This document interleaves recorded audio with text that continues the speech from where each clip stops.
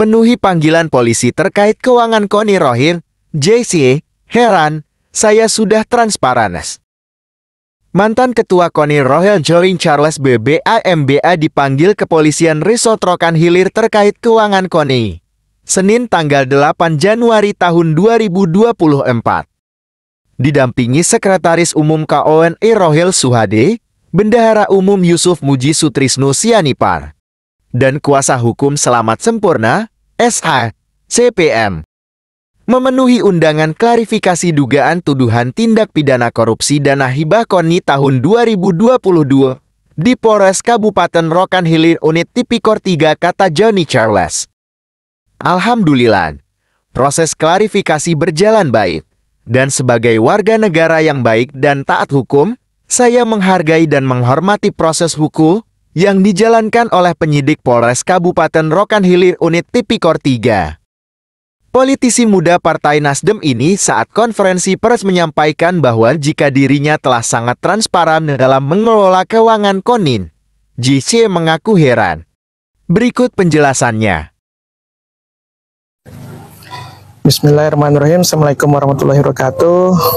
Saya Johnny Charles yang pernah menjabat Ketua KONI tahun 2022, sudah memenuhi panggilan atas tuduhan korupsi uang KONI SPJ tahun 2022. Alhamdulillah sudah saya penuhi undangan dari pihak kepolisian.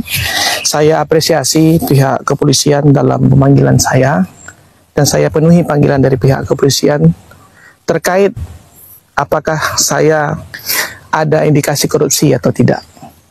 Tadi sudah di proses PAP, sudah kita jabarkan. Ada item-item yang kita jabarkan di dalam proses KONI itu. Pertama terhadap operasional, Poprov, usia 38, piala bupati, dan reward terhadap atlet. Ini saya jabarkan dengan sangat detail.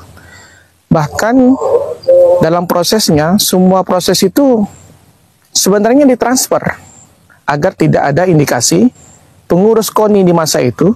Bung Slamet juga pengurus KONI, ini bedem, ada sekum lagi sholat asar, saya pun mau sholat tadi karena tanggung mau teken ini dulu. Jadi semua lancar, nggak ada masalah. Cuma yang jadi pertanyaan, kita yang memimpin KONI sangat transparan. Kita tunjukkan buktinya kita seperti apa memimpin KONI dengan sangat transparan. Bahkan bukti transfer ke atlet pun ada semua.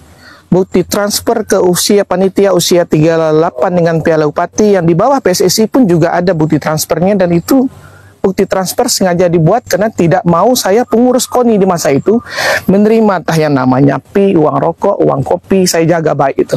Makanya dalam pemaparan tadi sangat clear, sehingga dalam detailnya semua saya bertanya kembali kepada penyidik, korupsinya di mana? Saya bertanya sampai hari ini, bahkan nggak tahu nih seperti apa. Itu yang pertama. Yang kedua, si pelapor siapa?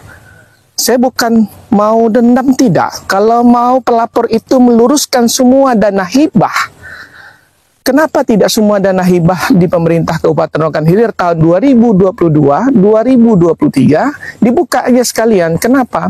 Tadi sempat saya tanyakan, kenapa ini? Ternyata di BPK, kami sebagai pengurus sempat bertanya ke Kadispora, hasil audit kami sudah berdasarkan proses BPK, sudah. Cuma kami tidak punya barang bukti.